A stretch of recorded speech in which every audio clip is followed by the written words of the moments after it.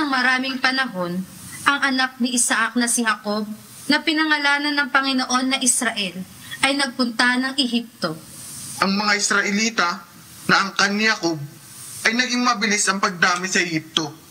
Kaya sila ay naging makapangyarihan. At dahil dito, nabahala ang bagong hari, kaya gumawa siya ng paraan para mapigil ang pagdami nila. Inalipin nila ang mga Israelita at pinahirapan. Magkaraan ng mahabang panahon, dumaing ang mga Israelita sa Panginoon at narinig ng Diyos ang kanilang daing. At naalala niya ang ginawa ng kasunduan kina Abraham, Isaac at Jacob. At siya'y nahabag sa kanila. Tinawag niya si Moises, isang matuwid niyang alagad, upang tulungan ang mga kababayan niyang Israelita. Ang anghel ni Yahweh ay nagpakita sa kanya na parang apoy na nagmumula sa gitna ng isang mababang punong kahoy. Nakapagtataka naman ito. Titingnan ko nga ng mabuti kung bakit hindi natutupok ng apoy ang puno, gayong nagliliyab. Moises, Moises! Ano po yun? Ako ang Diyos na sinamba ng iyong mga ninuno, ang Diyos ni Abraham, Isaac at Jacob. Papupuntahin kita sa Paraon upang ilabas mo sa Ehipto ang aking bayang Israel. Huwag kang mag-alala, hindi kita pababayaan. Alam kong hindi sila papayag hanggat hindi ko sila ginagamitan ng kamay na bakal.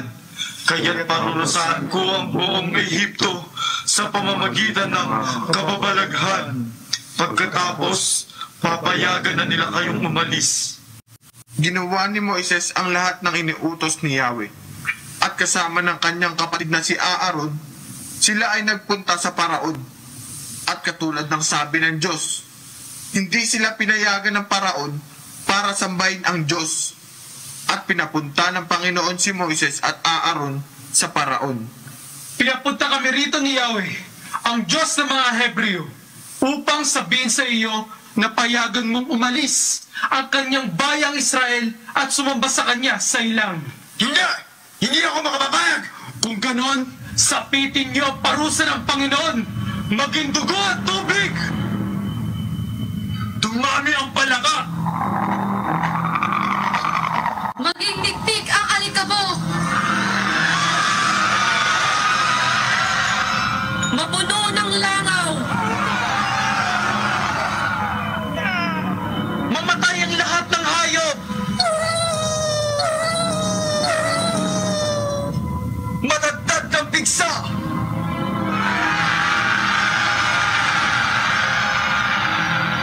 Umulan ng yelo.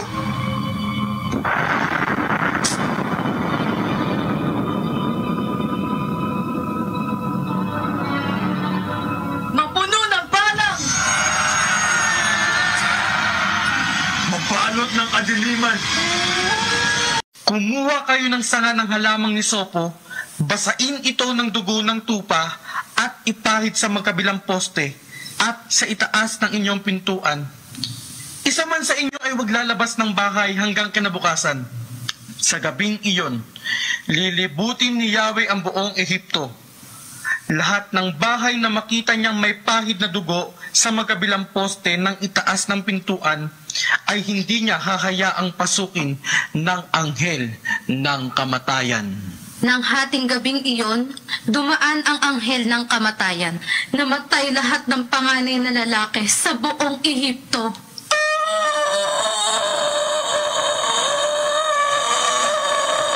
Ang mga hari! Mula sa panganay ng Paraon na tagapagmana ng trono. Allah! Ako aking prinsipe! Hanggang sa anak ng bilanggong nasa piitan, namatay din ang panganay ng mga hayop. Nagkaroon ng malakas na iyakan sa buong Ehipto.